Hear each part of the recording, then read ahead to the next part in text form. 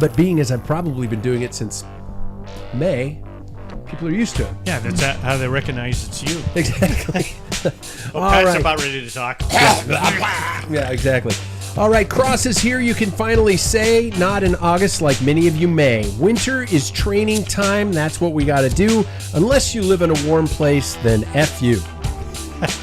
Welcome to episode 502 of the longest standing podcast in the sport of cycling.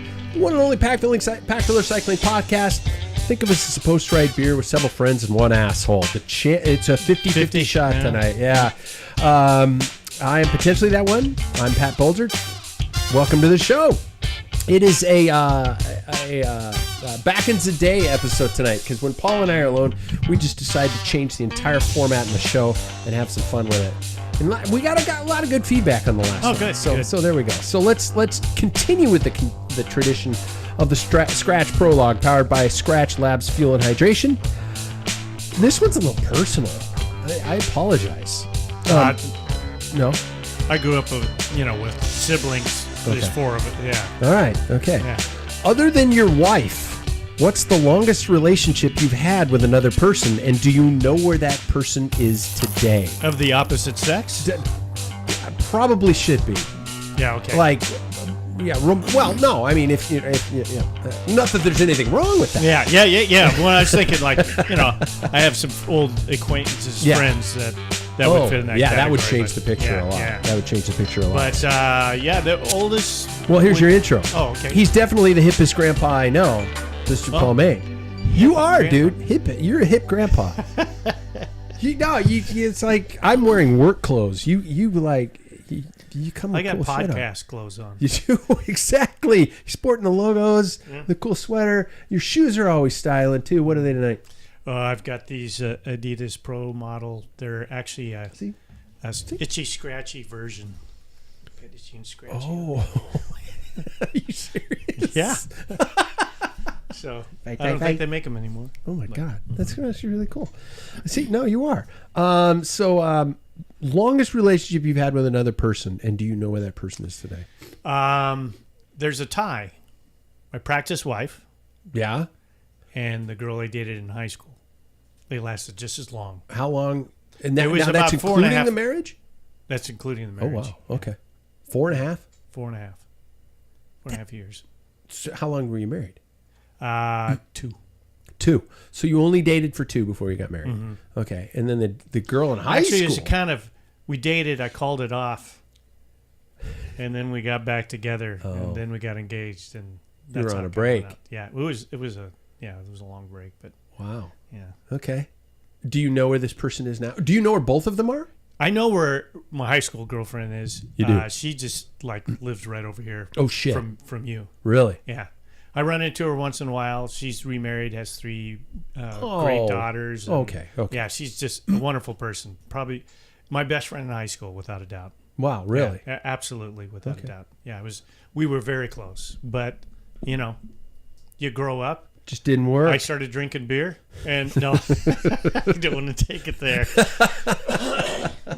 So, oh my God, she's a good human being. Good. Okay. Me, I am as far as style, I'm definitely needs an upgrade. Middle age style. I'm in that phase where it's like I bought a lot of clothes when I first started teaching 25 years ago, and I just kind of add here and there, but I don't have a style, and so I got to work on that. I definitely got to work on that. I'm Pat Bolger, and the longest relationship I had prior to my wife was seriously, I only dated about 2 years. I think it was only about 2 years. It was college, and then I think the year after I graduated from college. Yeah, that was it. And I have no idea where this person is. None. I will admit, not to sound horribly creepy or anything, I have just out of curiosity gone to social media and gone, where the fuck do you think this person is? Yeah. Not like there's some pining 1980s sad music in the background, where I'm trying to, reignite John Huston questions film. with, exactly, where it's like going, oh my God, if things would have worked out. No, none of that shit. It definitely ended, and it should have ended. But I have no idea where she is. She isn't on social media. Mm-hmm. And I find that interesting. Huh. I don't know a whole lot of people who aren't. Well, my high school girlfriend isn't either. She isn't. Wow. Nope. Okay. You know? If you bumped into her today, would people be like, "Hey, Paul, hey"? Oh yeah, I just saw her like last month No at shit. Super One. Really? Yeah, she was doing the same thing you do. Like, She was dodging, yeah, bobbing Going and around it, weaving. yeah. I, by the way, saw your wife Yes. at Trader Joe's the other Yep. day, and I went right up to her and I said hello. She told me she went right up to you. No, I'm just joking. I was like, Paul's gonna be so proud of me. I hate Trader Joe's. And she hugged your wife. She did. Yeah. I wasn't with my wife. No, at the time. but you got in the way when she was trying to get olive oil. You were taking your time. My cart was in the way. Yeah. I park at Trader Joe's. You got to park and grab. Yeah. So you just park your cart, grab, throw it in the cart, go to the next section, Yeah. park and grab. Because there's so many people who are just like going, "Oh, I wonder what these taste like," Uh-huh. and then they're just fucking idiots. I hate them. I love Trader Joe's because of the prices. Food's meh. It's not like the best thing I've ever had, but it's good. Yeah, there's my endorsement. As you can tell from the brief introductions, it is time for our second edition of Back in the Day. I call it that just kind of as a nod to Yenzi. Because he just seems like that's something he would kind of live his life. A retrospective rant from two once were's, has-beens, or maybe never were's. I will let you decide. And I got to ask before we get to that part of the show, because even though I don't really want to know, Paul, how is your cycling life? We are both going to just clear our throats the entire show tonight. My training kind of slipped a little bit this Oh, week. good. Yeah. I mean, that's too bad. damn. I'm sorry to hear that. Halloween, had to go see the grandsons, Yeah, in their costume, take pictures, blah, blah, blah. Something happened on Saturday. I think I got something in on Saturday and Sunday. Yesterday, something happened. I couldn't. Today, I went out to my mom's. I had my day off. Okay. And then I had to do things around the house at her place. She had a fireplace that wasn't working, propane fireplace. And Okay. help reprogram her TV and look for her Kindle. Changed the filter in her furnace and came home, and I got through half my plan. I did the basic core workout or whatever system has, and I have absolutely. You're on the same thing. I'm going to bring this up. So side plank, right? Oh. You're resting on your elbow, looking up. Yeah. I can do that. I suffer. That's fine. But will you take your foot and tap the outside In leg front of your body and in the back? back of your body. I can't even move my leg. I can't. No, I can't break a side plank. Yeah, I can't. That leg just goes. If I move it off my foot, it's just like dead. Yeah. I can't get it back on. I have no lateral strength. No. It's pathetic. On top of it, I'm worried that I'm honestly going to fall from that height on a side plank. That height? Yeah. I'm just like, I'm going to actually lift my leg off the ground and fall and break a hip. I'm at that point. Or the full arm plank, where you're full plank like that. I'm like, if I lift my leg, I'm seriously going to fall and hurt my elbow. Like, Knock the wind out of your exactly. We're pathetic. God. And when I was practicing yoga, that I could hold planks, side planks, whatever. Yeah. I could do. I'm thinking, this is pathetic. And I look at my yoga mat, and it's just a pool of sweat holding a plank. There's no... I get the vibrations where it's... It's like, oh, fuck, am I going to make it? I know it. Come on. How much more? When's How much the more beep? time? When's the boop? It's a whistle. Boop, boop. Yeah, but the whistle. then they give you the whistle. Yeah. I sometimes collapse on the first boop. Not going to lie. It's like 18 seconds. I know it. Fuck. God, I'm weak. Yeah. Anyway. No, so how many days would you say it was for you this week? I think I got 4 out of 7. All right. But like 3.5 because I didn't finish today. I didn't get the ride in. It's still a day. Yeah. It's still a day. Okay, my turn. I don't want to depress anyone, but it was absolute shit. I was in AFib from last Sunday until yesterday, but I'm out. So, did you do anything to get back in? to get back in to sinus rhythm. What I did is I contacted my electrophysiocardiologist and his office, and I said, I'm in AFib. It's been 3 days. I don't want to stroke out. I didn't say it this way, but I'm saying this way to make it interesting on a podcast. Sensationalized. We like to do that. So I have extra metoprolol, and I have blood thinners.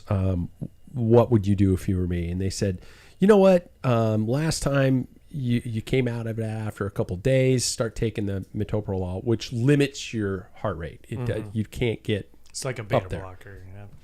Exactly.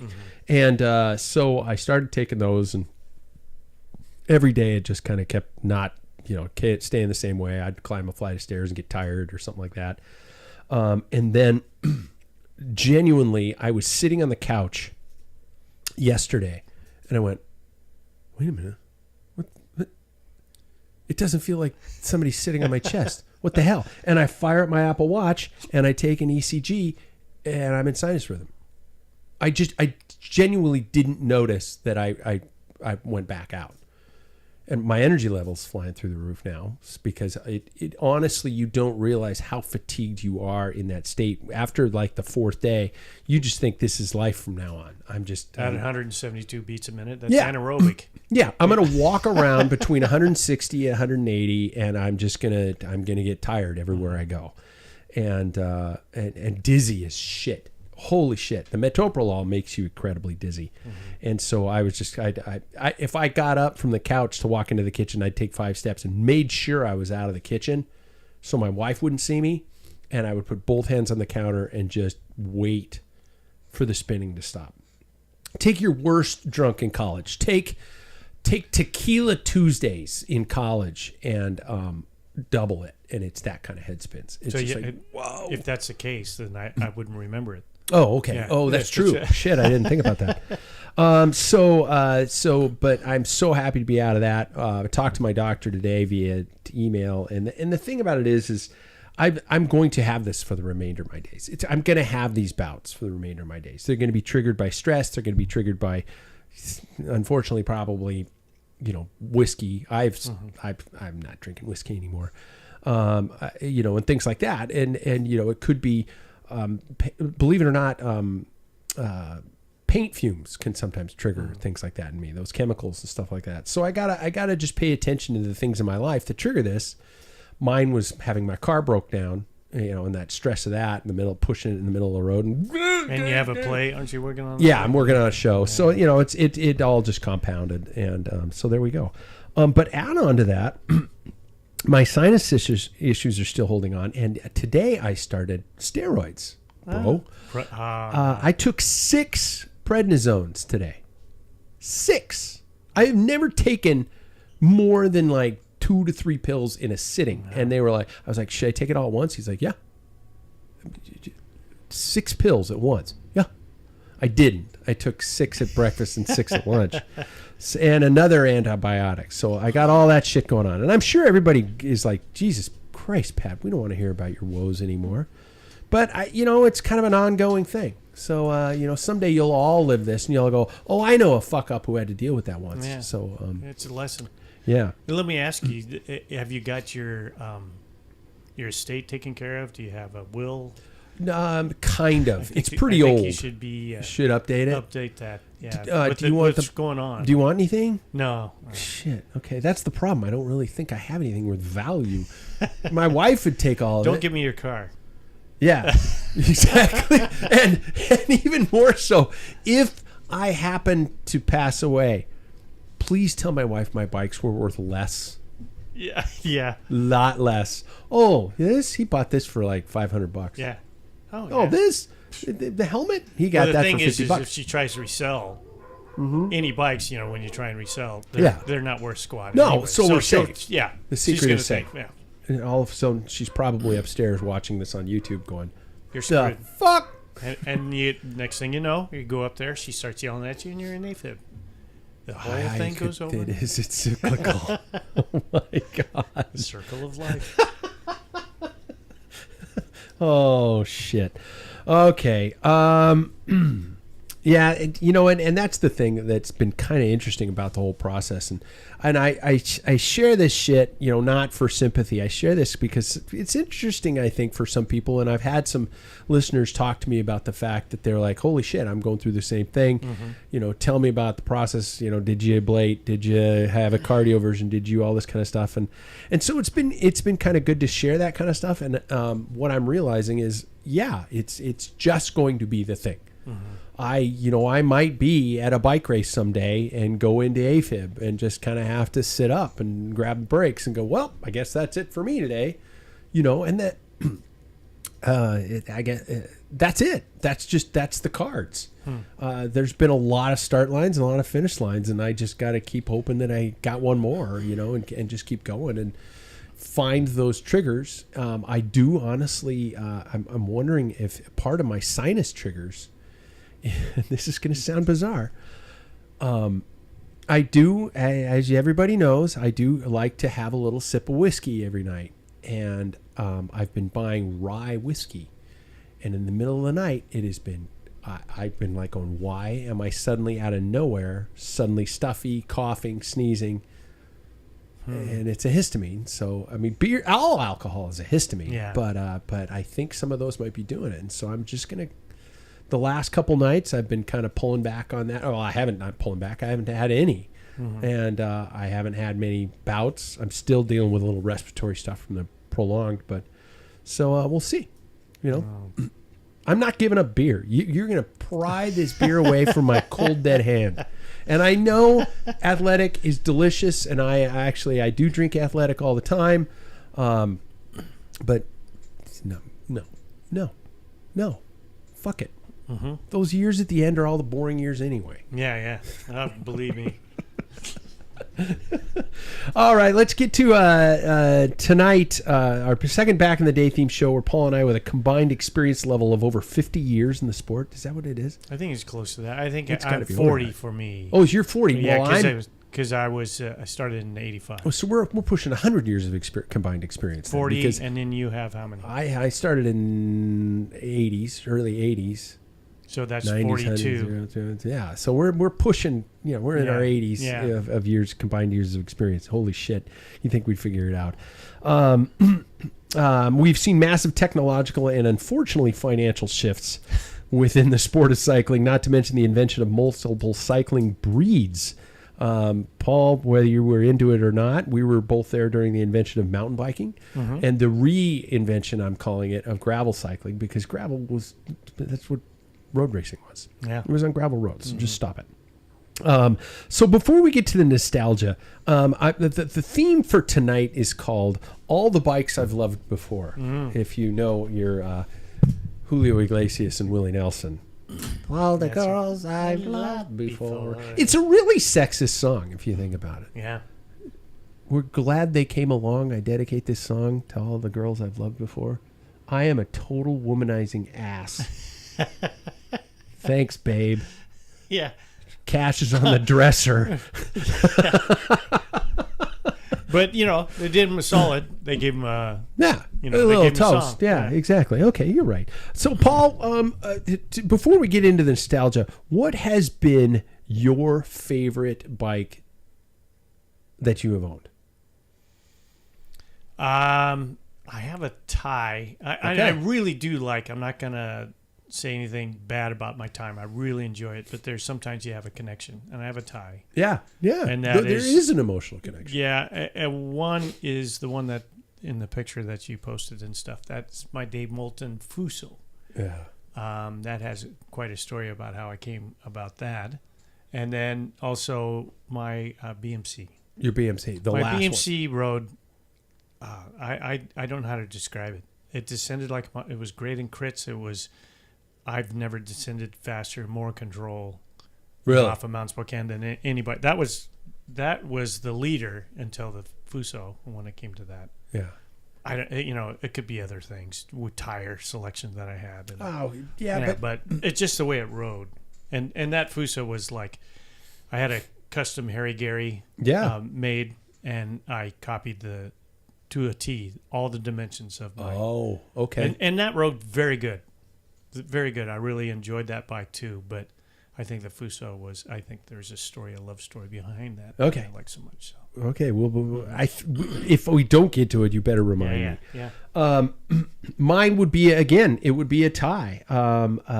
My first carbon bike I bought was a Lapierre, kind of that La Française des Jeux race copy model, and it was my first true foray into carbon. And I can't believe I'm going to say this with all the great steel bikes and aluminum bikes I've even ridden over my life. But that, I remember getting on that, and it was so comfortable. Mm-hmm. It was just, you could get on that bike and ride it all day and never have a problem, which probably meant it was as soft as it looked, because I called it the marshmallow bike, because the bottom bracket genuinely looked like a Stay Puft Marshmallow. It's just how it was made. The carbon was not very clean or pretty. Dismounts on it still. Yeah. It's a great bike, bike. And this is not to kiss Karsten's ass. This Giant that I'm on, this TCR, it is not a forgiving bike. No, at all. It will shake you to the core. It is stiff as fuck. And I've always kind of, when I was younger, my dad was always just like, we bought you the wrong bikes. You need a super stiff bottom bracket. And so it was stiff. And this is the stiffest bike I've ever ridden. But I love it. I mean, just because it responds so well. I remember when I first bought it, I was going down Hatch Road, and I was scared because of the descending of it. It was almost twitchy. In a way that it wanted me to do something with it. And that I really like that now. So I don't know if I'm into the orange anymore. Orange is a little outdated. It was cool probably. How old's that bike? You had it before COVID, right? Yeah. I think it's 7 years. Yeah. Shit. Time for a new one. I got to ask my wife. I know what she's going to say. What was the first bike? And it doesn't have to be a race bike or an actual cycling, so to speak, bike. What was the first one you recall riding? First one I recall? Yeah. Yeah. Well, I can remember my very first, like 24-inch wheel bike. Okay. And I was not quite 4 years old, and I had training wheels, and I think it Do you had remember coming out of the womb? Jesus. Yeah. Well, it was green. It had fenders. Okay. I had the training wheels off within the. No, kidding. Yeah. Well, Mom, you're not too healthy. It's green in here. You're splashing a little, Mom. Put the fenders on. Oh, that's gross. Yeah. Sorry about that. But I think within a day I had the training wheels off, and we lived in Spokane at the time, and I was just up and down. I didn't want to get off the bike. Yeah, and then graduated up to a 20-inch wheel. Oh, I said 24. I think it was a 20-inch wheel. Then I got a hand-me-down 20-inch wheel bike that was a convertible. We talked about your first bike before. Yeah. It had a removable top tube and stuff like that. And I rode the piss out of that. I turned it into a BMX bike back as soon as BMX became big. I bought the bars and stuff. So yeah, I mean, I rode that bike to the ground. But okay. Yeah. I would love to see that frame design where the top tube can be removed, because this for those of you who are born not a long time ago, the women's bike concept was that all women were wearing dresses or skirts or something like that, and they had to step through the frame. It's just such. But then if you think about it, now we're in the shrink it and pink it kind of a phase where and it's still. I think it's getting better. It is hopefully getting better, but But Cannondale bikes are pink. They're cool. Mine was. And it is actually, my uncle gave me the photo. It is hanging in the bar on the back wall over there. We had a family photo for a newspaper article, which is just hilarious back in the day. There, I'd said it. Of like we were supposed to be some big bike riding family. And I think that is complete bullshit at the time. 'Cause I don't remember my parents riding bikes, but they had bikes. And mine was, it was Wildfire. And I probably mentioned this before on the show. And I think it was probably built by AMC or just one of those Sears brands or something like that. And it had number plates on it, and I thought it was the coolest damn thing in the world. and I rode that just all over. Like you, it was just up and down. We had an alley in the back of our house, just up and down, all the way over to the park, everything like that. And I know you were eventually became more rural, but I wanted to talk about that freedom. And I think this is what, I don't want to over romanticize this kind of stuff, but I think that is what keeps all of us idiots doing this activity in this sport, is that out the door freedom. I mean, maybe people will get into motorcycles for the same reason, because it is the wind. It's just you're out actually there and you're doing it. And what did it offer you as a kid in terms of that escape and that freedom and the ability to get out? It was 100%. Even when we moved out, our neighbor was a mile away, and we would just ride our bikes to his place. And when we were in Spokane, and we left when I was 6 years old, but I was racing anybody, everybody. I didn't care what you age. were racing at that age. I mean, racing to the mailbox, and I would sprint and chase, and I mean, I wanted to race bikes then. Wow. I mean, it sounds, wow. But no one had any clues. Like, I hear they over in like England or something. Yeah. I think they do that. Oh, shit. That's about it, all you could hear. And I wanted to drop our bike. I liked Stingrays, the big things. Yeah. The big banana seats, those things. Yeah. Like Schwinn had their lemon peeler, had the knee action front fork and a 20-inch front wheel and 26 back. The big shift lever in the front too. Yeah, it was a big car on the top tube. Yeah. Yeah, it's a huge shift knob. It's a 5-speed. How we all aren't Unix at this point from just hitting our balls on that thing. So yeah. But those were cool, but I didn't want one. I wanted it because everybody I raced with those, come to think of it, anybody on a Stingray could always beat, because they had those ape hangers. They're hanging up here. Oh, yeah. And I had like the old cruiser stuff, and I was down low. So I was aero. I was aero before it was a thing.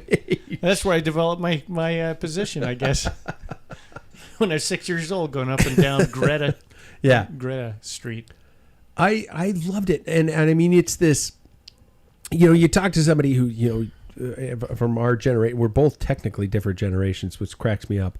But that Gen X, late boomer thing, the latchkey concept, it was just like, the sun's up, get out of the house. Your parents don't want you in the house. Get the fuck out of the house.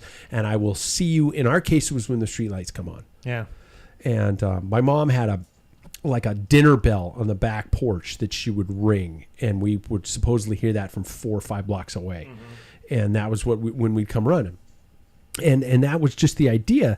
And so the bike was the method to, I mean, I guarantee we were 7, 8, 10 blocks away. Who knows how far away we were? Yeah. And I'm, I don't want to turn this into, it was so much great. But do you think this is still the case? Do you think there are kids who are still exploring that kind of stuff? Or is the accessibility of media and constant barrage of stories invading us that parents are now under the inkling that every corner has some sort of a murder, a rapist, a drug dealer? Oh my God, that's aluminum foil. Don't lick it. Things like that. Are kids doing this, or is this a potential lead into a far off reason why our sport is not doing so well? Yeah, I would say certainly in bigger cities and having grandkids, I bought both of them their bikes, and I try and keep up on that. They enjoy it. They love the freedom, the exact same thing, but they're limited where they can ride. Yeah, and they're on the outskirts of Spokane, so they can go about a block, and there's actually a little bit of forest area and stuff like that. So, and they're mountain bike style bikes. Yeah. So they have fun with that. I don't think they did it so much this year. Last year they did it all the time. But, they did. And it isn't, my daughter knows the importance of that, but there's always that fear factor because, as you said, the social media and all that stuff that's coming down the pike. But I started thinking about where the small little town where I went to high school, Reardon, is. I can see that's still happening. I think smaller town, because in small communities, at least when I was growing up, they knew what you were going to do next weekend before you did. For some reason, the gossip went, I think they do as much as, sometimes people don't get along in those small communities, but that's one thing they do connect with. They take care of each other. They do. Yeah, no matter what, hard times, whatever, they don't. Yeah, on rural, probably I bet you anything in rural parts of America, it doesn't matter what state. Yeah. Those smaller towns are probably pretty safe. Yeah. I mean, and I get it. Meth, fentanyl, all those types of things didn't exist in those years, and so, the homeless population was far less than it is now. The drug crisis is far worse now than it was then. But that freedom that, again, I don't want to turn this into a woe is me old man sitting with a microphone in front of him, but I think we're also missing out on some things, when you've got internet, you've got games, you've got these types of things. And, I remember my first gaming console, I stayed in a shit ton playing that thing. And that was with absolutely horrific games. And now I think we're at the point where it is another virtual reality, another virtual world where kids don't need to go outside. No, I think that's correct. And I think touching on that when I was working at the bike shop that I was at, junior racing, when we started, through the 80s, was like, we've talked about this before. You had to sign in. You got cut off. If you didn't, you mailed as soon as you got the flyer, you knew you sent your money in. Junior Worlds qualifying just to do absolutely all those Tour of Bisbee was just packed with juniors. I mean, just tons of them. Yeah. And then in the 90s came, and mountain bikes, people started switching over to mountain bikes a little bit. But, my concern, of course, because my passion is road cycling, our Gino, which we mentioned, he was our rep for the USCF at that time. Yeah. And I said, the junior fields are like dismal. What's going on? And he goes, I think some of it is video games. This had to be 91, 92. No shit. That far back. And he said one of the guys on the board of the USCF came home in Colorado Springs, came home and he didn't see his son anywhere. And it was an 80-degree day, 2:00 in the afternoon. And he looks around and his son's playing video games. And he says, what are you doing? He goes, I'm playing video games. He goes, why aren't you playing baseball? Oh, the cartridge is broken. Back when you had to use cartridges. And he goes, what? And so this individual said, no, he took it out because he had been there. He was still in his pajamas. Yeah. He had a cereal bowl there where he just got up, cereal bowl. I don't know the situation with it. No, yeah. So, yeah, I think that a lot of parents, at least I know where they're at. We're going to have to throw that in. If it is a scarier world, and it is, that, your kid's at least safe in the house. Yeah, yeah.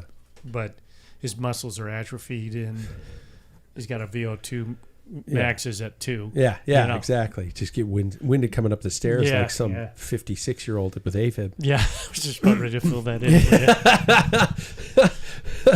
Okay, let's get out of the depression about the kids these days and things like that. So, what was your first true bike for cycling specifically? Well, I'll try and make this short. I was partying. Yeah, no kidding. So I partied pretty hard in college, and I think I mentioned what got me into it. I was watching in 1984 the Paris-Roubaix on CBS, and then the Tour wasn't even televised then. That was just an oddball. I think really? 85. I think 85 was televised. I don't know. It wasn't 85 because I had that videotape. Yeah, believe it or not, still in this house somewhere. So no way to play it. And then we had the Olympic trials in '84 here in Spokane, and it really started. There was a situation in 1985. So going into 1985, it was in the back of my head, and I was 215 pounds at that time. You didn't even have a bike? No, I didn't have a bike. Okay. And I had a moment of clarity, and I won't go into what made that decision, but I was partying with a friend, and we were on a big bender, and the situation just got ugly, and I said, I'm going home. I'm done drinking. Yeah. And he goes, yeah, what, next weekend? I said, no, I'm done drinking. All right. I said, no, I'm done drinking. And so I just turned the page. My older brother had a Miata 710. The number is the model had model numbers. So the lower the number, the lesser quality of the frame. So there was a 310, a 710. And so 7 was a little more kind of like a touring bike a little bit, but a little more racy. 10 is the speed, so there's 5 in the back. Yeah. So no, I'm with you. And so he bought it from this gentleman who's kind of iconic in this area, Bryant McKinley. He had a shop called Northwest Fellow. Yeah. And so I went in there to see what kind of bike he had, and he had a 912, so it was a model up from my older brother. Oh, shit. Yeah. Suck on so that. this is I think it was in August or September of 85. Yep. It was August of 85, and I had to put her on layaway. But I ended up I think I quit eating for about 2 weeks so I could pay it off. Yeah. So, You know how few people understand what layaway is? Yeah. You the store holds it in a back room for you, while you and pay you it off. make payments. But it was interest free. Yeah. It was a pretty good deal.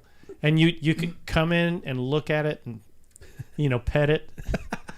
Do whatever like conjugal visit in the back room. Exactly. Are you okay back there? Yeah, give me a minute. You got any Phil Wood grease? Oh, shit. If anybody knows that joke, you're hopefully not driving a car right now. So, anyway, and I got it. I rode all the way up, and I used it to commute. I went back to school at Eastern. I was trying to become a teacher. Didn't make it. Fool. Yeah. Well, I got smart, I guess. Dead end gig. And even through the winter, I was riding it like in the snow and the slush. I rode it from I think the middle of September all the way into January. And then I think it was in February I moved in with my older brother because I was just college and I was working. Yeah. I couldn't keep my head above water. And so 1986 is when it launched. That's when I stumbled across this guy named Duke. And it was kind of, in retrospect, there's a couple of things early on. It was kind of a little bit kind of like, do I really want to do this sport? Because it seems a little strange. You found some interesting dudes. Yeah, I talked about, and Duke was a nice guy, but I see this guy following me in this car, and it was a 240Z. Remember the Datsun 240Z? And this pulls up, and he reaches over because they didn't have electronic. He's like reaching over, and I'm like, well, I'm riding Tuccini. He's like, hey, you ride a lot?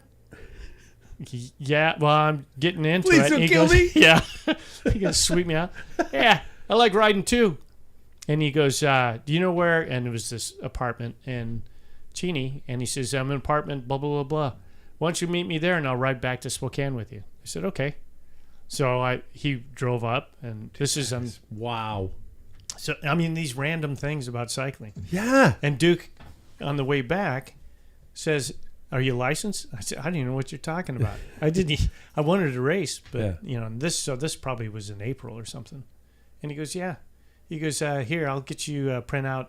Or I can't remember the USCF. Oh, you go to your bike shop. They had a little folder. Yeah, they had forms. Yeah. I had to fill that out, send it. And then I started the Tuesday nights, the Twilight Series. Yeah. So it was Miata. Miata. Yeah, it was a Miata 912. I outgrew that real fast, so I started putting another one on layaway by June because I already did 2 races on that. So I ended up getting the next model up, which was called the Pro, which had Suntour Superbi Pro on it. Oh, okay. Mm-hmm. Mine was it was a Peugeot, and I have, for the life of me, spent so much time online trying to track down this specific. It's not that classic white Peugeot. Not a PX10. I don't think so, because mine was more of a gray blue shade with with the classic orange checkerboards on it. And I think it was the Suntour build. Simplex. They used a lot of Simplex. Yeah, it might have been that. And I can vent if you want to keep filling your glass by the way, because that's a terrible pour. And I don't know if it was intended as a pure racing bike. My dad got me a Trek right before that, because what model? I don't know. 700 series. No, it wasn't even close to racing. Oh, really? Level. It was a touring bike. And my dad got it for me because my ski coach and a couple other people told him I was fat, and I needed to get in shape. Gino tells it that way, but I needed to get in shape for ski racing, and so my dad had that Trek for me. And then a couple weeks later, he met Gino or already known Gino, and he said, "No, you got to get him a legit bike for kind of training and racing." And so that's where the Peugeot came in. And I have spent my life looking for a replica of it. This is my problem. I want to own a replica of it, and I want to have it hanging in there. Even though I do have a carbon fiber TVT Peugeot in there, but that was my dad's. So it was. I do remember it crystal clear. I raced the shit out of that. The cables over. Rabbit ear cables for sure. Oh yeah. And I love that bike. Excuse me. Jesus, I might have to edit a show with all this phlegm I'm producing tonight. Although it's just the real thing. So take me through the progression of your bikes, if you can. I think you already did. How often did you upgrade, and what ones were the good ones? I honestly put mine. I had to create a list of my bikes all the way from end to current, and I think I might have missed some. Wow! But what? I'll do the just list. A bullet point, and then we'll kind of go back onto them and stuff like that. But tell me what they were. So the first one was the 912, and then I had the Miata Pro. Within the 912 was just like your first girlfriend. Yeah, what the heck? Didn't work. Yeah. What was I thinking? So I got the next model up. Yeah. Yeah. Oh my God. So then it did the next model up, and then I love that bike. I raced and crashed hard on that. Oh shit! I straightened the frame, and you got back on it. Yeah. That's cold setting. Oh yeah, cold setting. Yeah. And then it got to the point where I started working at a bike shop, and that's when the Fuso came into play. And then I got a mixture of chorus and record on that bike. Down tube shifters all back then, but I used Campy, not Simplex, but Campy retro friction. I thought they were cooler. Okay. Was the retro friction, that wasn't the index shifting yet? No. Retro was, typically on the old nylon. Yeah, that like the Simplex shifters. Yes. Yeah. Well, Simplex, gave you the That's same what I thing. used. It's easier to go against the tension of the spring as opposed to the other way. Yeah.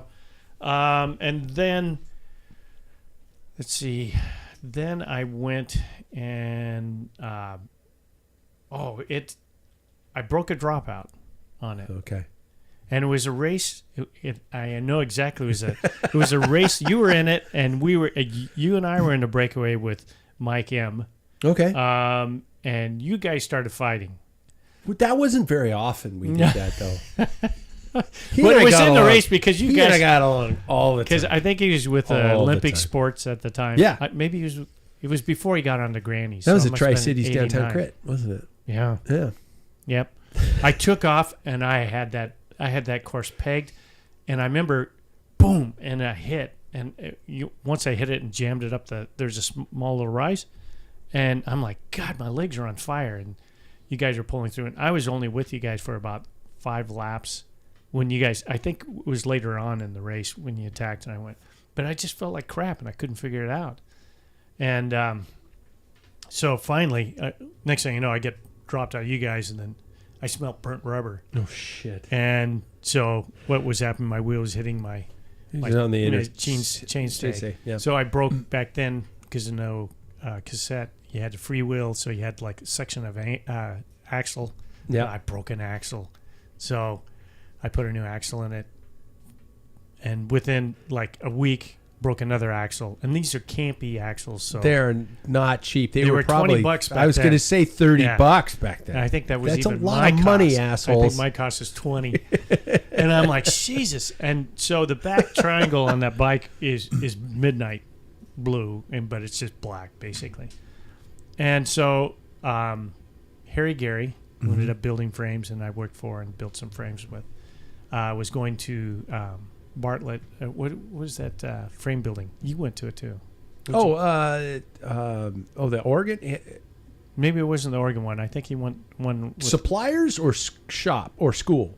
It was a school for frame building. Yeah, it was. I went to the one in Ashland, Oregon, and it was the United Bicycle Institute. Yeah, he went to one in, I can't remember what the name of it was, but anyway, he says, I'll take this as a side project, and they Magnaflex it, so they're trying to see what's going on because it was a broken dropout. Yeah. So then I got it fixed, and recently the next bike, because I had that, but I had an opportunity to buy. See, here we go. This is taking a while. I thought it was going to be a list. Yeah. No. I should do the list. No, that's okay. I had the Fuso, and then I went to a Davison Stiletto, which was their crit bike. Yeah. And then I had a chance to buy... No. Before that, excuse me. The Fuso. Then I had a chance to buy a DeRosa, and it was beautiful. Best riding bike.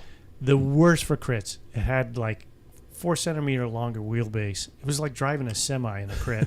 Got 2 hands on my...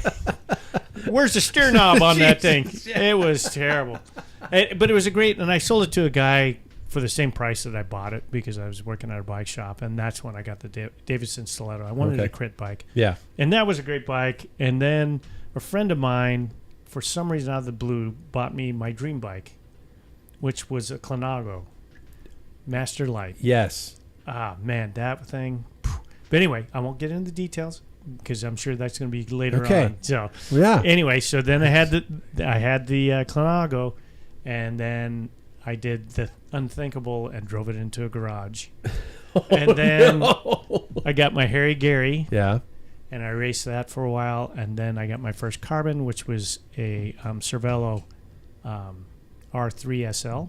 Okay. And it broke within a year and 4 months, and then I got another one for replacement, perfect, warranty and everything. Yeah. In a year and 4 months, that one broke, and then I got an R5 to replace that. And before it broke, I didn't like it. They, changed the geometry a little bit, and I sold that to my boss at the time, and he still has it. He still rides it. Oh, good. Okay. And then I got my BMC, and then now the time. Okay. So there you go. I went all the way back to the Well, thanks for pulling back the reins, because I could have spent hours on each bike. And this is what is good. I started with the Wildfire, went to a Roger DeCoster BMX bike. Oh, wow. Which means I was a rich kid. Yeah. And I raced it once. Star I did wheels. do a BMX race. And I started second, and I finished last. It scared the shit out of me, that BMX race. I did end up on, I don't think it was a Schwinn Varsity, but it was that kind of a bike. Mm-hmm. No, it was a Panasonic of some brand. Oh, that was a good bike. Yeah. It was just a kid's school commuter kind of thing. Mm-hmm. Then the Trek touring bike, then the Peugeot, and then I got dialed. My dad bought me a Choach, which was a beautiful steel Italian red, beautiful bike. That was my race bike. It had the seat post had engraved Choach on it and everything like that. All Campy Super Record. Yeah, wow. I was a spoiled little fuck. Yeah. And what did I do that? I smashed it into the back of a car on my way to work one day. And my dad sent it to Montana to be bent back. And I think this is the equivalent of saying he sent the dog to a farm, because the bike was never seen again. I never saw the bike again, and I was just like, oh God, because it was such. How old were you on that one? Probably 14. 15? Wow. Maybe 15. Yeah. Mm-hmm. I didn't know. Yeah, exactly. Thanks to the insurance business. Yeah. Then I started into my my foray into my dad likes Sean Kelly, and so I rode Vetuses. I went to aluminum. That's unfortunate. And rode those. The tubes were glued together, and the paint was anodized, and so I thought the paint was invulnerable to anything, but it wasn't.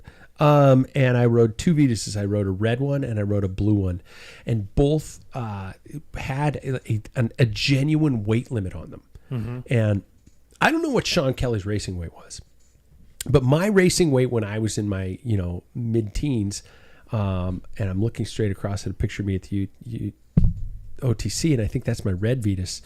And I was at race weight about 175, and I think that is what their limit was.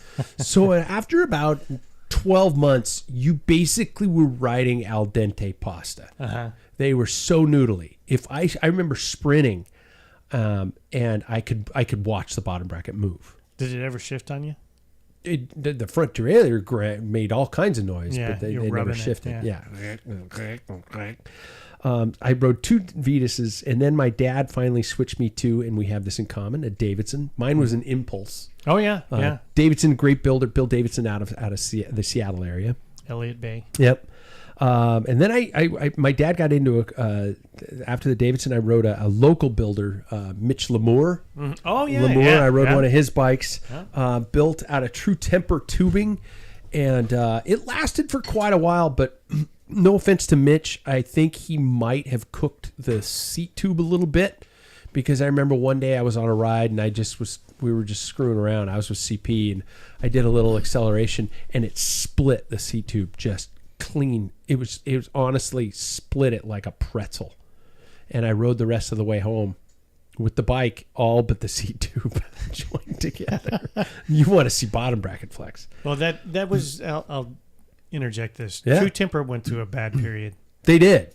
And that could be it was brittle. So even if it wasn't his fault, the 7-Eleven team had their Huffies. They had some problems with those. They were. Because they used True Temper. It was U.S. made tube company. Yeah. So, but yeah, anyway. But after that, I bought a cheap Pinarello from the shop you worked for, a blue steel Pinarello. That was just because I was in college and I didn't have a bike. Was it a used one? No. You ordered a brand new one? Yeah. Wow. I don't know. Why didn't I see Columbus that come through? Columbus build. Yeah, Columbus SLX. Blue. Yeah. Mm-hmm. Yeah, I got it for a song. What year was that? I don't. Late 80s? Yeah, probably. Mm. Yeah, probably. Mm-hmm. Because I rode that through my graduation in college, and then I got the Harry Gary. So you and I have that in common. We went to custom builds. And then I rode the Harry Gary until I switched to carbon, and then the LaPierre and the Giant. Mm-hmm. So all of them, oh my God, all of them had their flaws, but had their beauty. Okay. What was the worst one of that list? I think I know which one was your first one. Your worst one. You probably heard the stories. Yeah, and I which breaks my heart to know that was the worst one. It really was upsetting to me because when I was probably in 4th or 5th grade, my neighbor 2 miles away, next door neighbor when you rural, he had like this, maybe I was in 6th grade, he had like a buyer's guide of bicycles. Okay.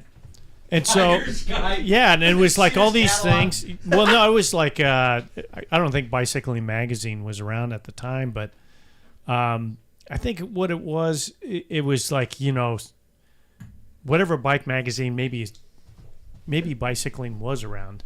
And they had this, like every bike that you could buy and the price for it. I would imagine it was. Yeah, and this had to been in the 70s, though. Yeah.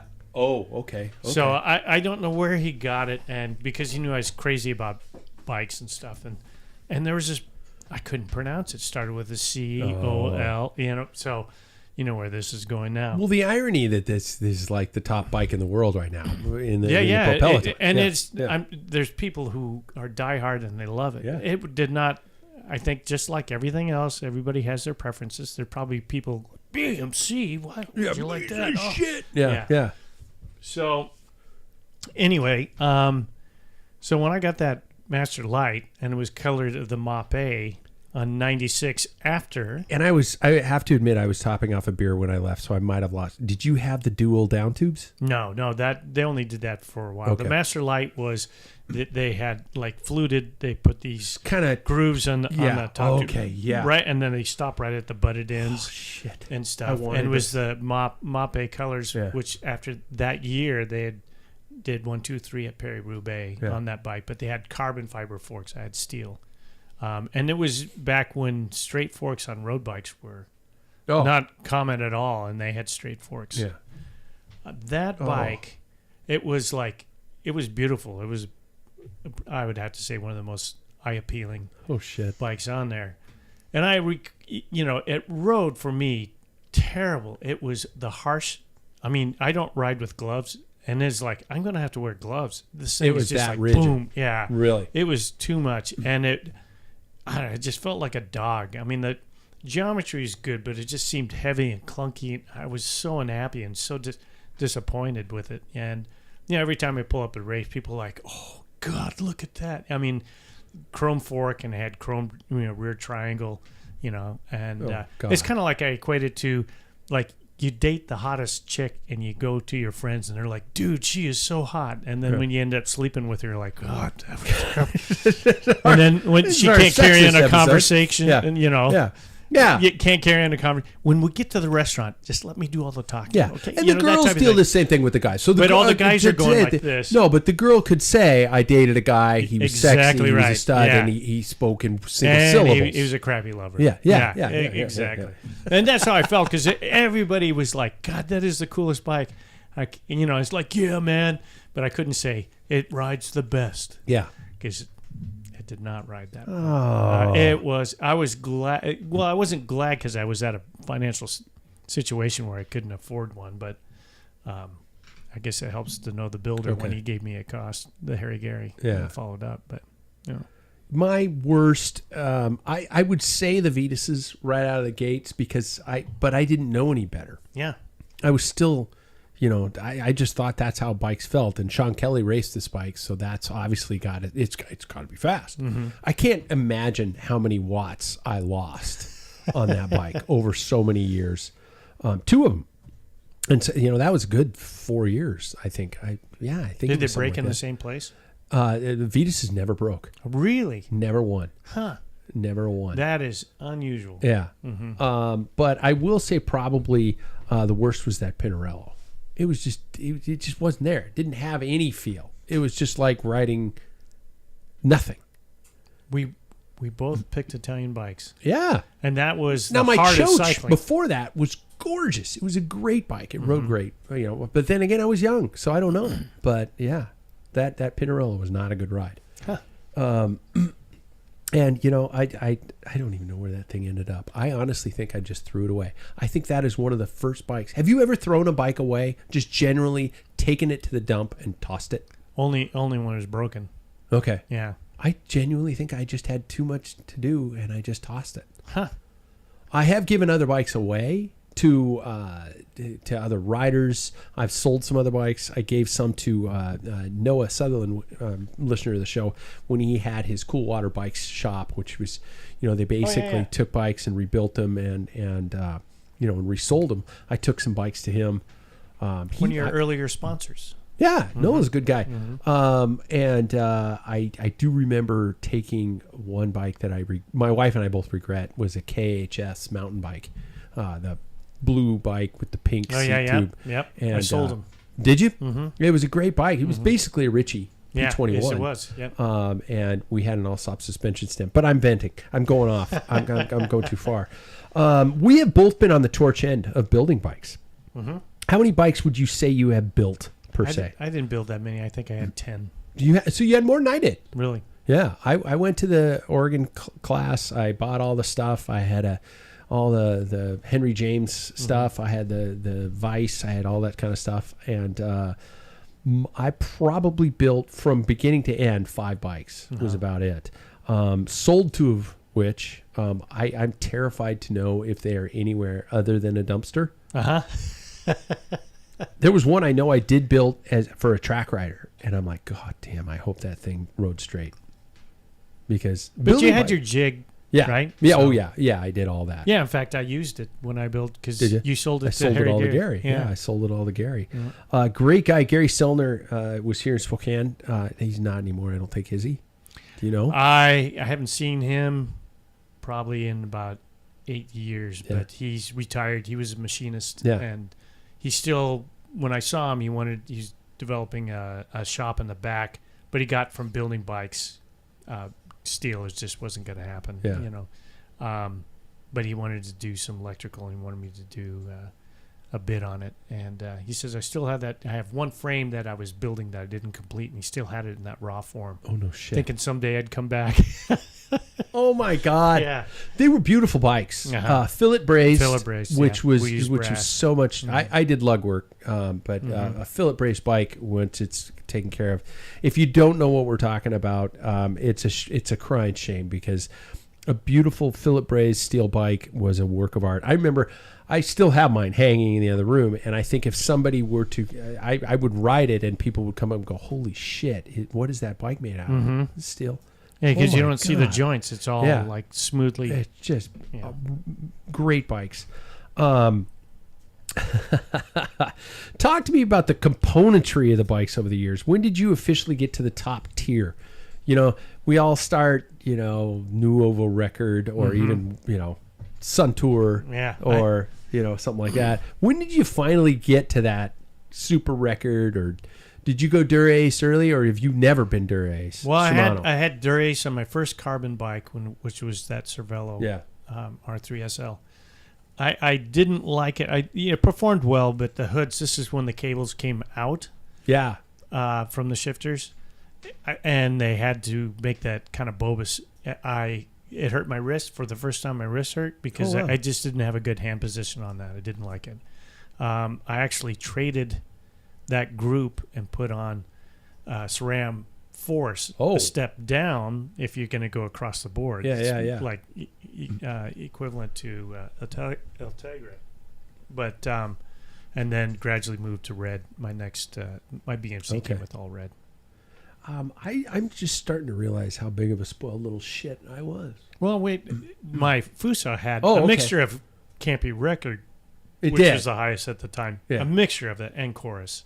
Because things could be, you could cross, you could change shit back and forth, and you did. You just picked the things that you liked. Yeah. I mean, the rear derailleur that was the jewel, right? Yeah. So the C Record had that boot over the jockey wheels, which is cool, except it gets, if you're riding in gunk, it just gets packed. Yeah. So. Did you ever Delta brake? No. Did you ever get Delta brakes? No, I got the very first, one of the first dual pivots Campy made. Okay. That was after the mistake of the Deltas. There is a bike I forgot in there, because I did have a bike with Delta brakes on it. Oh, wow. And I think it was in between. It was before the Pinarello. It was a Pogliaggi. Oh, yeah. Those were great bikes. I bought it off a guy we both know, probably Todd Norton. Oh, yeah. I traded him for a mountain bike. Yeah.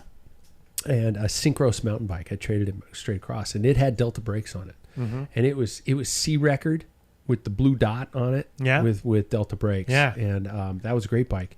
Stolen out of my car. I was dating my now wife, and I left it in the car, and somebody went, wow, that's a really nice Oldsmobile Cutlass Sierra. I think I'll go see what's inside of it. That person probably went, I think I'll go sleep inside of it, and then went, oh, free bike. And I always thought to myself, if I ever found that bike, because I was really bummed. What color was that? Silver. Yeah. I remember now. I was really bummed that if that bike, I wanted that bike back, but I was terrified that if I ever found it, I would find it and the handlebars would be twisted up. And I always think that if you see a bike with the bars twisted up, especially if it's a classic Italian racing bike, and if that bike could speak to you, it would say, kill me, shoot me in the face. And because it's just like everything's gone. It's that moment in the movie where the spirit of the character is just broken. They know it's over. Just shoot it. And I think I would have done that if I'd have seen the Pogliaggi in that state, because it's an Italian speed. It was heavy as shit. God, those brakes were dumb. If you don't know what Delta brakes are, take a look at them because they were just pretty as to gorgeous. Look at. Yeah. Oh my God. When did you jump to clipless pedals? So they came out. I remember watching the '85 Tour de France. Yeah. And I saw that. I couldn't afford them. So I like usual, if I want to buy something for cycling, I just quit eating for a couple of weeks, and then that'll make it work. Yeah, and then I save all that money on food and hit race weight. Yeah, and race weight too. Multiple perks. Yeah, I think I got them in '86. You did. Mm-hmm. Yeah, 1986. Okay, that was probably, and still to this day, was the best improvement of all technology. I would agree with you. Toe clips. If you've never raced, some people are like, oh, I didn't think they're that bad. Man, my toes would go numb. Yeah. You just cinch down, in the middle of a sprint, pull out, and you're like, I didn't pull it. I didn't. Yeah. You see guys reaching down and like right before 1K or 2K, they're just yanking on it. Yeah. Just killing out strap going right over your. Yeah. No matter remember Bindas, that was like the best strap. Fredo Bindas, yeah, absolutely, they were the best. Yeah. They were like double thick leather. Yeah. With sometimes with a little nylon strip over the top of that. Yeah. And absolutely brutal. And then you'd put a little nubbin on the end so you could just grab and pull the shit out of it and cut the circulation off to your feet. And then don't get me started on the crit start. You get a crit start, and if you don't have the flip.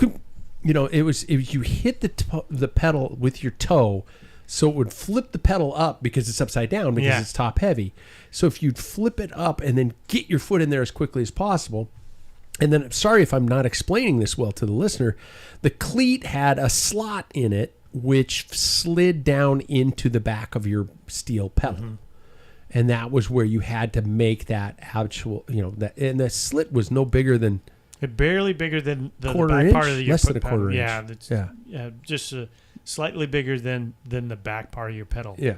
And if you walked on your cleats, you would you'd smash them closed, and then you couldn't get. Yeah. Yeah. It was really fucking stupid. It was terrible. And I have an incident. So my second bike race in 1985, I was with Duke, and we did the circuit up at Green Bluff. Oh, yeah. So for those that don't know, you start on top of the plateau, you drop, it started, and you drop, and you descend all the way down, and then you have to climb back up. And I think we did, 3 laps? Yeah. So we were warming up, and I was in the B group. This is my second race, and already, because they had a C, B, and A.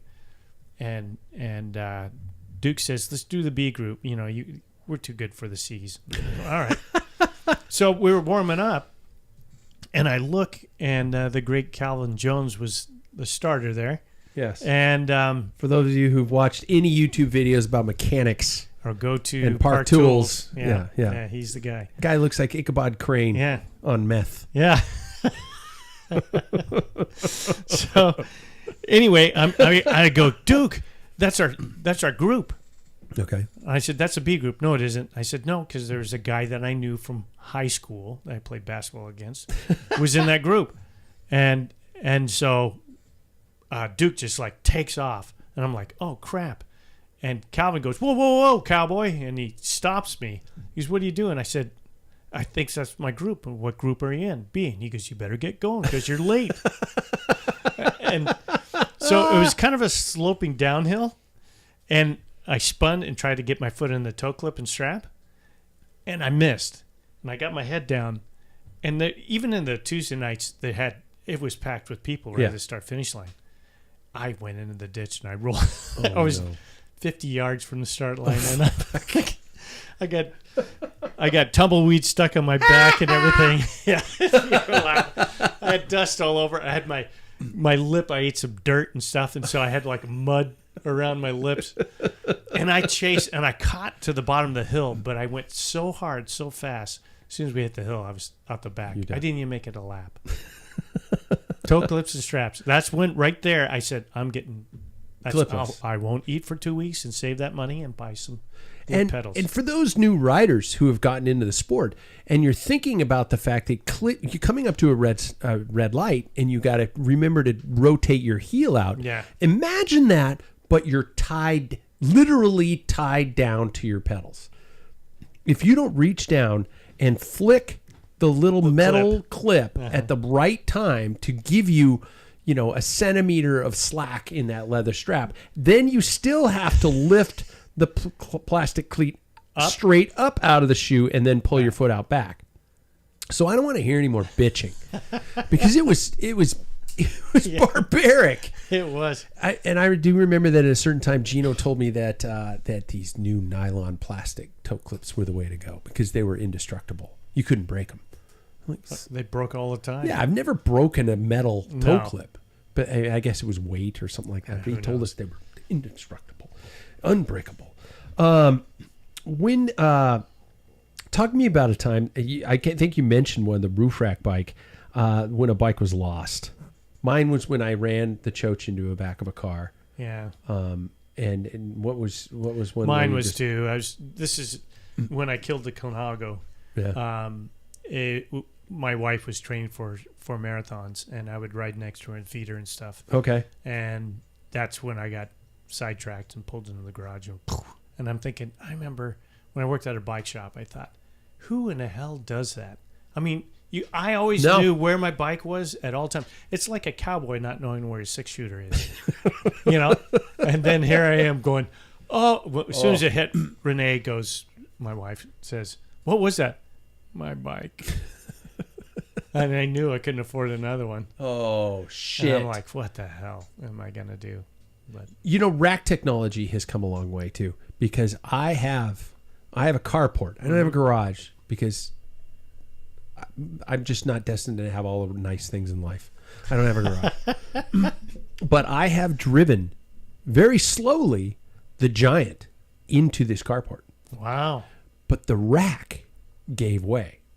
The rack actually detached from the front of the rack. The tray detached, and it gave me that leeway. And I oh my God, I looked all over that thing for cracks, but no, and so I was safe there. Sorry, I'm jumping all over the place. Back to the toe clip thing. What other art forms do you think have been lost from the bike changes and the upgrades? I mean, from one, I think of the toe clip flip. I think of properly tightening skewers. Mm-hmm. Because through axles, I mean, if you tighten it enough, you're probably going to be fine. Yeah. I haven't. Have you heard of any through axles coming out? I haven't. I bet it has. Yeah, I think over torquing is more of a problem than anything else. Yeah. So. But if you didn't properly tighten your skewer, I remember doing a couple time trial starts where I just and the wheels rubbing against the chainstay, and that was that. Being able to adjust your headset on the roll. Mm-hmm. Doing the lock nut, holding the cup, and then with your bare hands. Yeah. Tubeless, Paul. Not tubeless. Tubulars. Yeah. Are how long do they have? How long do you think they have? I'm scared. I think they're going to be in 2 years. You'll probably be lucky to find road. I bet you. Yeah. I think they'll survive in cross because that's the way to go in cross. But fuck. Yeah, I mean, I think they still ride good. Of course, the big thing is because they're slow. So they say they're slow. But really, I'm slow anyway. So what I'm on. So I don't think I'm stocking up. I've got anytime I see they're going on sale as the Continental competitions, I buy them 25C. Yeah, and that's still thin. I've got 2, I think, and I might need to get about 8. Yeah, just to make sure I can make it a few more years. Kind of hard to find. Fuck. I think you and I can speak on this. Between the two of us, have you ever ridden titanium? I've ridden titanium bikes when I worked at the bike shop. I was never impressed. Not one. Really? Then I got I can't remember what team it was when we had the Washington Trust Classic here. 89, they were sponsored by Merlin. And they had the extra light. Or Lightspeed. It was Merlin or Lightspeed? Lightspeed, one of the two. I think it was Merlin. And they were starting to get the weight down a little bit. Mm-hmm. The team came in, because of the reputation of the bike shop and stuff. And they all had what they called chain watches. You remember those? There was it was something you clamped onto your down tube, and it was kind of like your thumb, be like your left thumb over the chain ring, because in sprints, those things would whip around so much that would throw the chain off, and it kept the chain from falling They down. were that into noodly. Like the whole team had him. Really? Yeah, and I was like, what the heck? They liked him. I mean, they were comfortable and they were light compared to the steel because that's what they were up against. Yeah. Steel bikes. But I know a guy here in town who actually tried to return his after he bought it, and they said, nope, we're not going to take it back. He happened to be an attorney, so he wrote a formal letter in a very legalistic type of way, and they said, oh yeah, go ahead and send it back, we'll give you your money 100% right back. Just because what was his he was having problems with his chain falling off, same thing, like, no shit. And he's a climber type of person, but even in a climb, and I don't know, I'm pretty sure it was a Merlin extra light, they called it. And that's why he got it, because he's not a powerful rider. But you'll live and learn. All these manufacturers finally said, hey, this is not working. I mean, when carbon fiber came out, can you imagine? They said, well, they're breaking all the time, so let's not do it. We happen to be the guinea pig in the bike industry. We lived for so long under the motto of steel is real. And it's a beautiful material for bikes. But what's been lost since the steel?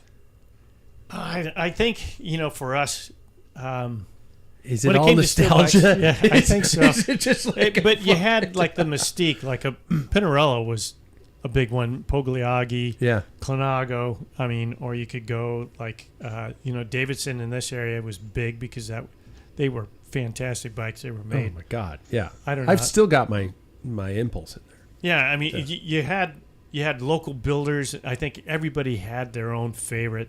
I mean, the geometry based on how they were, that's what really gave you the ride. They're basically using Columbus or Reynolds tubing, or and then True Temper came out. So everybody had their own versions of stuff. But I think it was the paint job was a huge thing for us. Really? Yeah, like if you saw like the bike, my Clanago. First of all, it was a Clanago, which everybody gets pretty wet over that.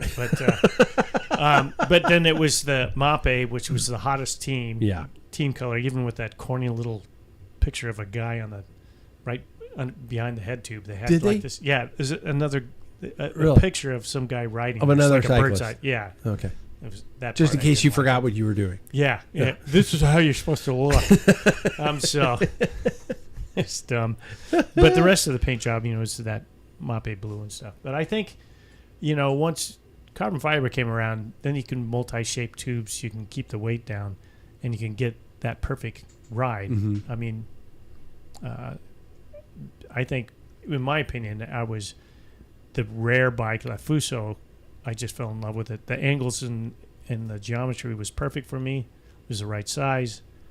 Is it a 74 seat angle, or it was 73.5? Okay, for a 60 centimeter. I ride now 2 centimeters shorter than I did on steel. Wow. But yeah, it was 60 centimeters, 73 head, 73.5 on the seat tube. The fork was a shallower fork. It was 4.2, I think it was, on the rake. Yeah, people listening to this are going like, what's all this math? Because we switched to small, medium, and large at some point in time. Well, and that's what, as steel, the thing is you could, especially with custom bikes. Yeah. To me, that when I got that Davidson Stiletto, it was steep. It was a 74-degree seat tube angle. Oh, wow. So, on a 60-centimeter bike, that's pretty steep. Yeah. And it had a pretty quick front end. I think it's 73.5 instead of 73, which is usually standard. So it was quick, twitchy. He fluted the down tube, so it stiffened up the bottom bracket. I mean, everything was all about crits. And so no one ventures that way. There's no custom carbon. Oh, well, there is. If you got a lot of money. If you're a dentist. Yeah. Yeah, if you've got a cleaning at 5 and braces at 7, or something like that. So, no. What was it for you? What made you choose a bike? To carbon? No. Oh. And steel, back in the day, what made you want one bike over the other? You know what? I'm going to agree with you. I didn't necessarily, after the years of my father helping out, It was what the pros rode. It was what those bikes looked like, and as you say, it was that paint job. That was a really big part of it. And the mystique. Yeah, yeah. And there wasn't that dynamic of a change in stock bikes. You could. Well, maybe there was, but I didn't go out there and try a bunch of different bikes. After, like I said, there were a couple bikes that were genuinely bikes I started purchasing, and the Pinarello was probably the first one. The Pogliagli was a trade, so that doesn't count. And then the moving into the carbon with the LaPierre, and the LaPierre, I have to admit, was simply a price point. Yeah. I bought that because I think it was XL Sports Boulder at the time had it at a screaming deal, and I went, dude, that's I've never heard it. I've never ridden SRAM. I had old guys I used to race against who are now like working for SRAM, like in the upper echelon of the company, and back when it was grip shift. Yeah. And so I saw SRAM and I was like, shit, I'll try it. The whole bike was $3,000 back then. A top of the line SRAM built bike, Easton wheels, full carbon, about $3,000, and that was that. That was when I went, oh man, this is a great riding bike. But it was price point, and it was because I thought it was a pro level bike. Yeah. That if a team rides it, it's got to be somewhat similar issue, right? Yeah. Maybe. Yeah. Kind of. Yeah, you think. Sort of. Yeah. Shrink it and pink it, or dipshit and paint it white. I do want. I got a couple more things. We're running low on time, but I do want to. I do want to see. Yeah, right. One thing I was surprised to see when you sent me the picture for the show tonight. So for those of you who are wondering what I'm talking about, it's the picture of the promo picture for. So if you see it on our social media or for this very show you're listening to, it's you're leading out Borky. You're climbing up a climb, but you have a bike computer on, Paul. This is 1990, and this is before the big crash for district championships. It broke. That's the last bike computer I ever had. That is. Yeah, that's the one. Avocet Red. Avocet Red. It was a Avocet 35. Or maybe it was a 30. So it was a 30. I want to reminisce for a couple, just a flashpoint on this one. What did the Avocet tell us? I think on that model I had distance, running time. Yeah. But you had to start and stop it. There was no automatic stop and start. Shit, you're right. There wasn't. Yeah. If you didn't stop it, you were getting your stoplight time. Yeah. Yeah. So you had, riding time. You had ride distance and total distance that you had accumulated, and speed. Yeah. That was it. That was it. And I know what you're going to say. Why do we need more than that? Yeah. Well, the thing is after when I crashed and I broke that after that in that race, I remember so many times in a crit where you're hanging on by the skin of your teeth and you're just like, I'm gonna crack, and I'm looking down and it's like, we're not even halfway through. Yeah. I didn't want to know, or we're doing 32 miles an hour. I can't handle this for another 2 more laps, or something. It played with my mind. Now it's just like, get your ass up there, because I don't have any numbers. I might as well put it on my bike. I can't read it anyway. I'm so old. You know what? But as I think about it, you're thinking the speed, 32 miles an hour. I can't handle this for 2 more laps. Think of what we see now with power outputs. Oh my God, we're doing 560 watts. I can't do this for another 10 seconds. Yeah. Holy shit. At some point in time, I have been, through listening to you guys on this show, I now, when I'm doing the majority of my riding, have distance, time, and speed on my head unit, on a however $100 unit that, tells me the radar, the car's coming behind me, tells me my watts, tell me when I should, probably masturbate more or something like that. Well, it's good for the prostate. It is. Yeah. Absolutely. Yeah. Daily. But but do we need all that data? Do we need all that information? You know, I miss the Avocet. I remember doing time trials going, I have to stay at 26 miles an hour. Mm-hmm. That was my time trial pace. Yeah. Because I heard Steve Haig have did to do that. 27 to make up for the times you were in 25. Yeah. You know, I heard Steve Haig rode a national time trial at 26 miles an hour. And so that's what I did every time trial I raced. Yeah. Just to see and then if I could go faster on the way back, I'd start going faster. Yeah. So basically you set up your very expensive computer with all this, capability back to the Avocet from 1990. 3,000%. Exactly. And look at how small that fucking thing is. I mean, they were awesome. Tiny. And they ran forever. You didn't have to recharge dick. No. They would last 3 to 5 years. I don't know how accurate they were because it was based off of magnetic and Well, a little battery in the felt back. cool.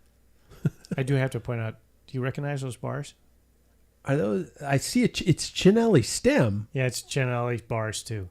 Look at the They're not tops. crit bars, are they? Yes. Are Yes, they crit bars? 65. What were they? They're 42 65s. Half of the audience just went, what? Crit 40, bars where they 42 curve down deeper. Yeah, so it was good for Sean Kelly, right? Yeah. The whole idea is you didn't have a flat section going across and then bend forward and down. It sloped away. From the stem. Yeah, basically you're almost getting in that. It was the idea is you get in the drops and the top part of the bar wouldn't hit you. You could get deep in the drops and then Exactly. I ran those bars all the time. You never did Scott's drop-ins, did you? Never. I Are you had kidding? I was laughing the whole way because people would come in. Like they see him in the sprint, and that thing was like a noodle. Yeah. Oh, they were terrible. Yeah. They were super soft. Any improvements you would do for time trials other than like removing a water bottle cage or something like that? I didn't even do that. I didn't have wheels. I didn't have. Really? It was just what you see there is what I did. Yeah. How about the drilling craze? Was that might have been before your time? It was before, right before me. I remember, people taking and you guys listen to this. People taking a drill and just randomly drilling holes in their bike, not the frame. Yeah, mostly the componentry. The components. They did it on the front derailleur cage, on the outer cage. They did it on the derailleur itself. I saw it on cranks. On bars. Yeah, people would drill out some of their bars just to save weight. I saw it on cranks before. Like cranks that look like fucking Swiss cheese. Yeah. And funny thing is, they called that the Black and Decker era because of the drill Black and Decker. Things, believe it or not, things broke. Yeah. Huh. It's That's weird. strange. Yeah. Huh. Yeah. Oh my God. And it breaks. And brake levers too. People used to drill out their brake levers. A lot of brake levers. Yeah. Which is so funny because the first Campy Super Record brake levers had holes all over them. But what was the dumbest trend you think when it came? What was the dumbest trend when it came to bikes and design, in your opinion, over our years? One of the things I think still is stupid is, Shimano came out with it was the BioPace. Oh, God, that's a great one. Sam I didn't has think an about elliptical chainring. I don't know if he's gone back. Does he around. still? He may. Yeah. But they swore up and down. I remember. I forgot I was talking about to somebody that. about, because 105, back then it was 600, not Ultegra. They had it, but Dura-Ace didn't have it. And I'm like going, hang on. If this is such a big deal, would you think your flagship would have BioPace? Yeah. Oh, you can get BioPace chainrings and put it on your Dura-Ace. Well, why doesn't it not come with BioPace? And I remember Carlos Sastre was like the last Tour de France winner to wear that, to ride with that stuff. Oh, yeah. I don't think there's any. Did Froome? Froome did. Froome did? He did ride with some of it. So it's cyclical. It's going to probably come back. Yeah. Oh, God. I hated that. I thought that was dumb. That's a good one. I like that for the dumbest trend. How do you think you could do on one of your old bikes today? And if you had to pick one to try and do well on, what would it be? It's that one, the Fuso. It's the Fuso. Yeah. You don't know where that bike is? It's dead. It's dead. Yeah, I gave it to a guy, and I rode it for a while, and then he parked it behind his wife's car, and his wife ran over it and killed it. Oh, shit. So. Oh, no. I have a tendency to obviously not throw anything away. So there are several bikes in this house that are my old original bikes. And if I were to try and go out and do something on one of my old bikes again, it would probably be the Harry Gary or the Davidson. And I know I wouldn't probably ride as well because I remember, I think something, one of my shift levers broke on the Giant. Yeah. I've gone through two. I think I rode with you guys once on the steel bike, on the Harry Gary, and the top tube was so freaking long, which I used to think I need a long top tube. It stretched you out. Yeah. It was, I remember I think we did like a 70 miler that day, and it was not pretty. It got ugly as time passed. I might have gotten home and asked my wife to actually pick me up off the bike. It was that bad. So, I mean, I think, we regale in all this nostalgia, but we have come a long way. Yeah, we have. Yeah, I hate it. And speaking of the Harry Gary, I guess I know it's still around, my old one. I gave it to a guy that used to work for... Oh, I thought you crashed it. No. I gave it to a guy to use it for a ride, and I said, go ahead and keep it and use it. And he just, matter of fact, last month, resurrected, put SRAM, I don't know if it's 11-speed. He bought some wheels, turned it around, and he's using it as a road bike again. We need to do a retro ride around here. Like a Grand Fonda. What do they call the old school retro ride? Shit. But I'm not going to wear 2 Eclipse and straps. You're not going to go back there. I'll do down tube shifting, but no. I've got all the gear around here somewhere, but I don't know. It's so nice. I still haven't got electric shifting, so I'm still in the old days. But all right, that's going to bring us to our what we call the final K in the regular show. But because this is back in the day, we're going to call it the final tale of old. And what I'm going to allow us to do is just a little bit of reflection in terms of the dumbest crash you have ever been in or caused. Dumbest one you have ever been in or caused. I won't play the outro because I have a feeling this might take a couple seconds. No, this one's actually going to be pretty short. It was when I first rode with Team Two Wheel. It was the first team that I came on and rode for. And we were just doing an easy Monday day ride down by, if anybody knows, by the Bull and Pitcher and stuff. We're coming back. And I looked to my left and was talking to somebody and laughed, turned to the guy on my right, and we interlocked bars. Oh shit. And it was just such a benign situation There's that it should never happen. Well, the funny thing is we were both kind of like trying to wiggle it free at the same time. Yeah. And we both did the same thing. And then boom, we just hit. We both looked at each other like, we're fucked. Boom.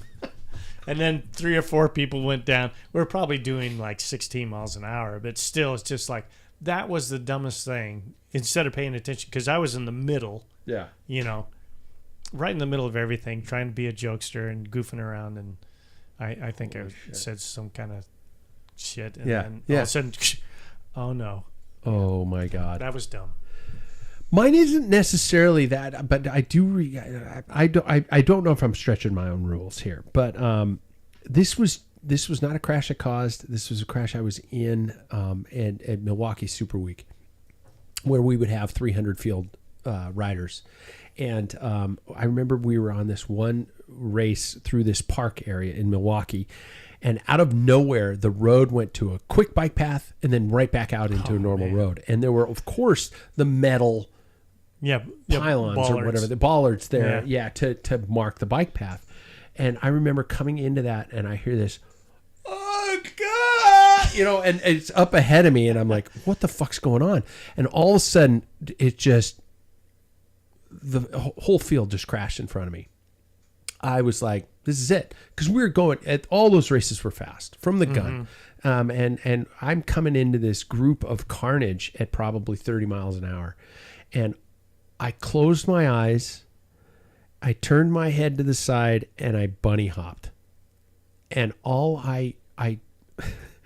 kind of peaked mid bunny hop, and I'm almost 100% positive there was a guy on the ground in front of me, and he picked his head up, and I hit his head with my rear wheel, and I knocked his face back into the ground.